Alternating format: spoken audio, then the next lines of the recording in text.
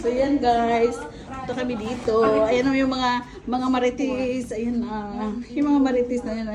May sinusulong sila dito guys. So ayun. Kasi guys, bagong gawa pa lang to. Kaya naman ganito siya. Actually guys, malaki talaga yung ano na to, yung building na to.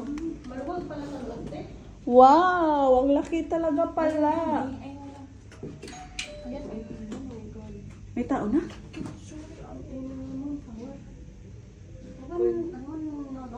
Kuya, ang dami naman. Lahat po anak ko yan. Yan.